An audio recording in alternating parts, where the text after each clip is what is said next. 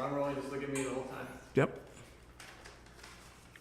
So jump right in. So some argue that police in the United States are more likely to use firearms when they encounter minorities, especially African Americans. Is race a factor in these police killings? I would agree with those who argue that race plays a role in the shooting of unarmed black men and women, people of color, but especially unarmed black men and women. They did a study a while ago, and it showed that even when they showed pictures of whites who happened to be bigger than the black people in the corresponding picture, that people, whites especially, looked at the black person as being bigger. It's this perception. It's almost a perception of black as being bestial, animal-like, to where we are perceived first and foremost as threats. Not human beings, not people, but perceived first and foremost as threats in this country. And it's been that way for quite some time. It's a part of our white supremacy foundation in this country, and it's also a part of blacks being viewed as chattel, blacks being viewed as property, blacks being viewed as bucks and horses and things of that nature. So there's a very bestial quality when it comes to perceptions of black people, especially of black men in this country. And it has lent itself, because the only time that when you think about it, the only time one is given the thumbs up for killing someone or something unarmed, it's usually a wild animal. Bear, wild ravenous wolf, rabid dog, these sort of things. And so we're put into the bestial category, mainly because of the white supremacist underpinnings of our society, but also a vestige of how blacks are viewed as it instead of they, a thing instead of a human being. And that lends itself, and we don't beam our police officers from other, planets. They come right here from within our society. So the same perceptions or the same misconceptions that dog our society will be the same misconceptions that will dog our law enforcement officers as well.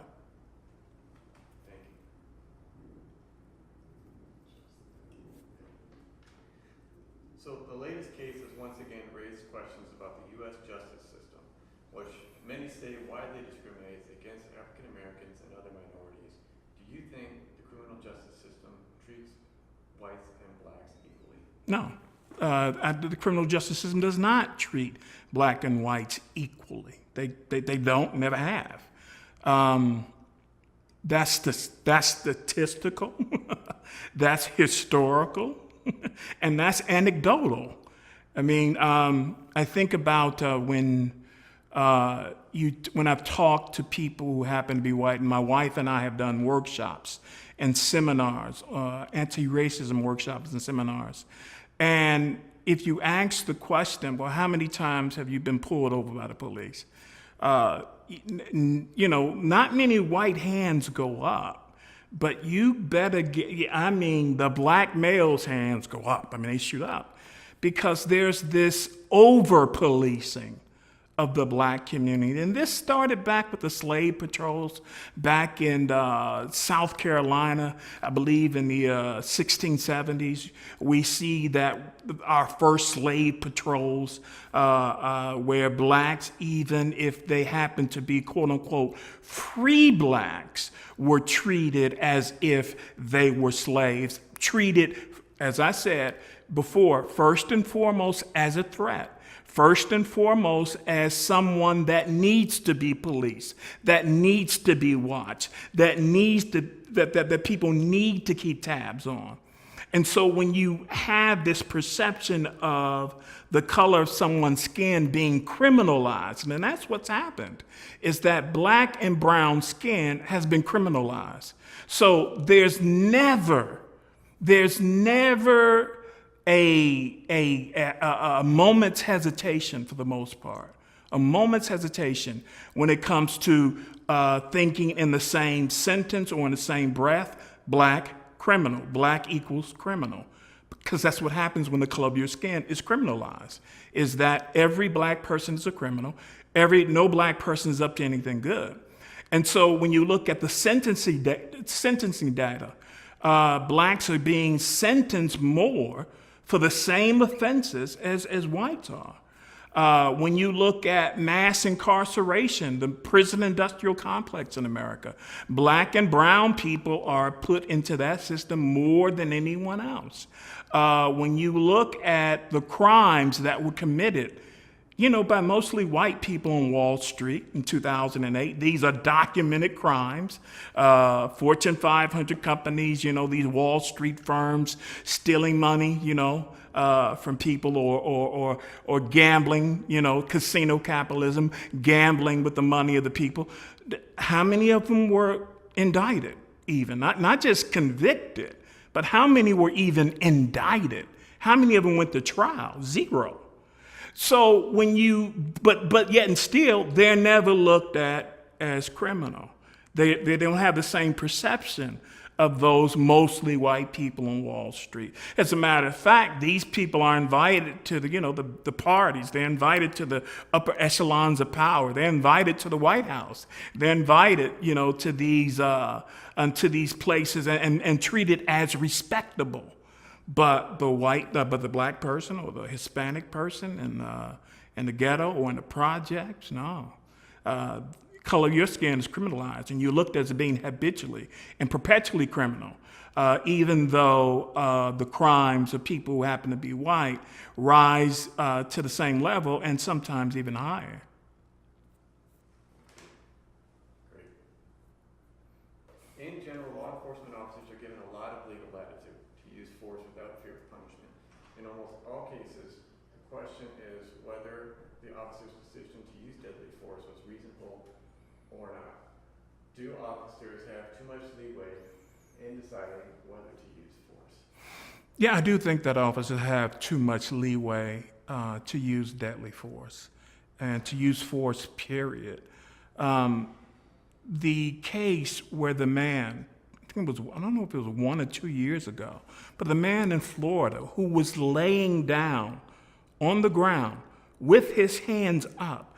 I don't know if there's a more non-threatening posture than that. You're laying flat on your back with your hands in the air, and you still get shot. This is a black man, of course. You still get shot.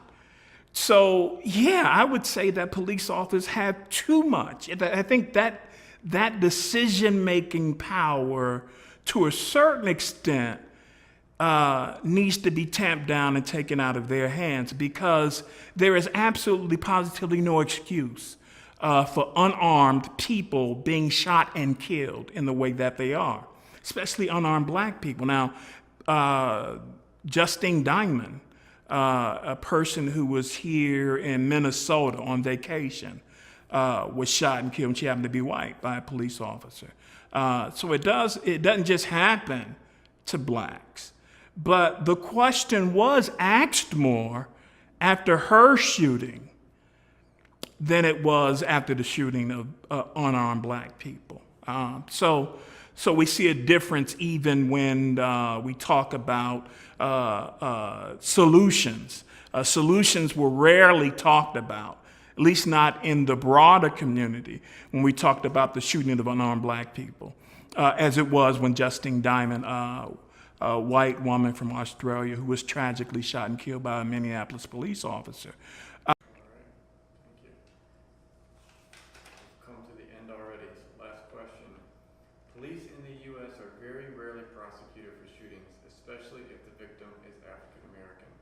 why are police convictions so rare in the U.S.? Okay, the police convictions when shooting, black suspects or any suspects or anybody. They only have to be suspects, suspected of anything.